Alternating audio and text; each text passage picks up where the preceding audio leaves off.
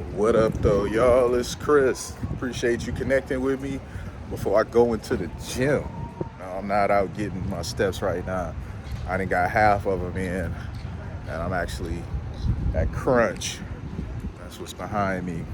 But I wanted to talk to you guys about this real quick before I went in and got my workout going. And it's about voting.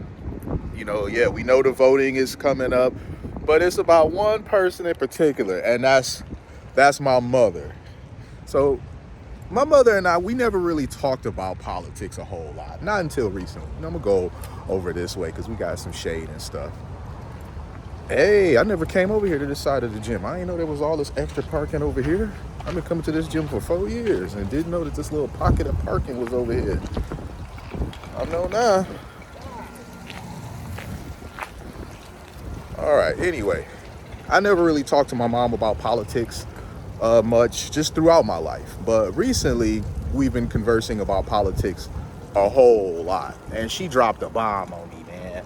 My mother was like, she didn't vote for Biden. She voted for Trump.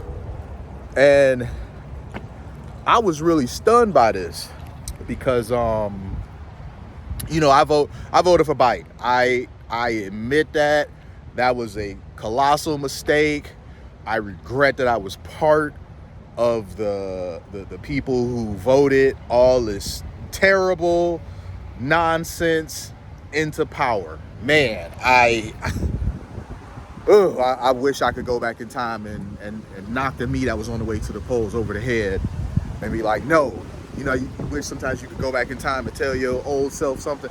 To me today, could go back in time and tell to me from 4 years ago or 3.5 years ago, whatever, last November, election season.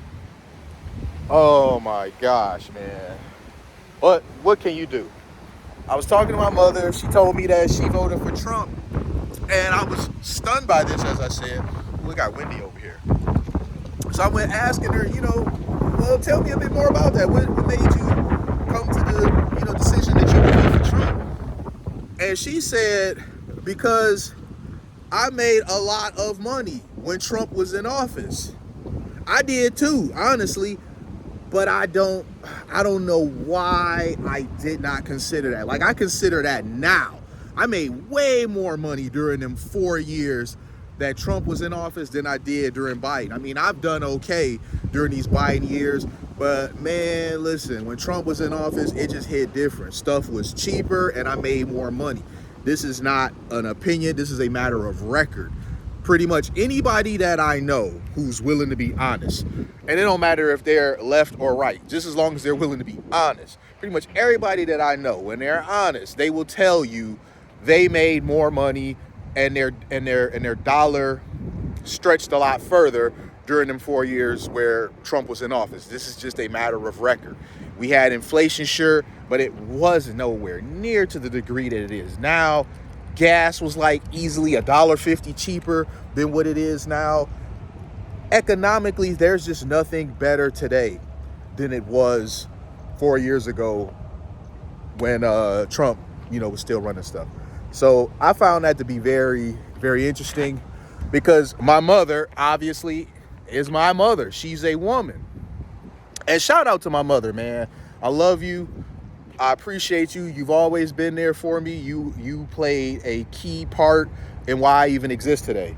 Y'all, listen, my mom, I grew up in a rough neighborhood, you guys know. And I told y'all about them struggle meals, the ramen noodles and the spaghetti with hardly any meat in it. Yeah, she saw that stuff. She laughed at it. I didn't know my mother watched my videos then, but I do now. The spaghetti with hardly no meat in it, that pot of stew that I hated so much.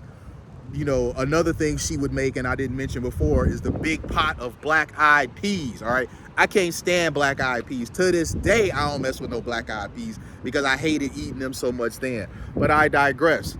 I grew into a strong, healthy man as a result of what my mother was feeding me. But, a lot of people who I came up with in my neighborhood, and this is why I said to y'all before, I survived my childhood. There are people who are dead. who were around me back then because they were out in the streets doing this and that. And my mother absolutely refused to let me fall in line with a bad crowd. If I wasn't home by the time the street lights came on, and if you know, you know, as black folks understand this very well, got to be home by the time the street lights come on. If I wasn't home by the time the street lights came on, my mother would go out looking for me. She had a little T-ball bat that she would grab and go out looking for me with. She'd go knocking on the door of everybody who knew who I was. Everybody. Is Chris there? Do you know where Chris is? Eventually, word would get back to me that my mother was looking for me. And I'd be so embarrassed, like, man, why can't she just leave me alone? Why can't she just let me hang out like the rest of my friends and whatnot?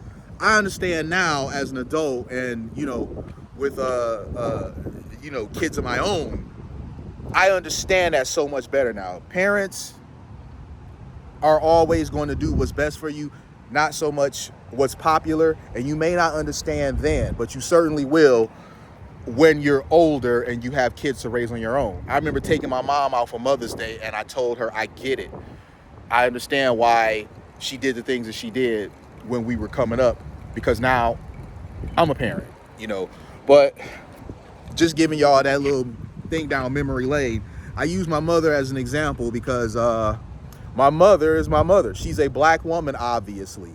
And the accusation that, you know, Charlemagne and Michelle Obama and the women of The View and all these other goofy people, the accusation that they love to make is that Kamala is not getting the support that she should be getting because voters are racist and sexist.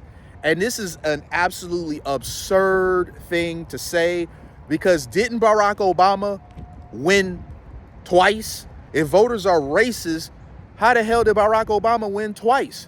You know, if voters are sexist, how the hell did Hillary win the popular vote? I mean, she didn't win the election, but the popular vote, she won that. More people voted in her favor than Trump's favor. So this notion that voters are sexist and racist is silly because it's already been debunked. It's a matter of record that voters are not sexist. Are there some bad apples that are? Of course there are. There are some people that are racist on all sides. I think every group you have some people in there that may be sexist or racist or both, you know, but that's not the majority. So to say categorically that anybody who votes for the other side is these things is silly. Because how do you explain away my mother? You're going to call my mother racist? You're going to call my mother sexist? She's literally a black woman. And there are plenty of other black women like her that voted for Trump last time and are going to vote for him this time simply because the identity politics nonsense does not help. You know, when she's at that grocery store, you know, paying for food, when she gets to that checkout line, that identity politics nonsense does not help her. Cold, hard cash is what helps her. And if she's made less of it this time around than before and stuff costs more, why in the world would she vote based on identity politics? So it's really getting silly how desperate they are with pushing that narrative. And, you know, let me be even more frank.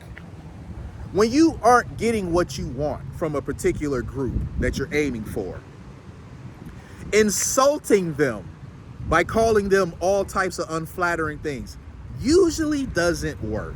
I don't know of a situation where it has worked. If you guys know of one, tell me, let me know. But I personally don't know of one where insulting your target demographic that you're trying to get on board has worked. I don't know where shaming them, talking about, oh, do what we want you to do or you're a racist.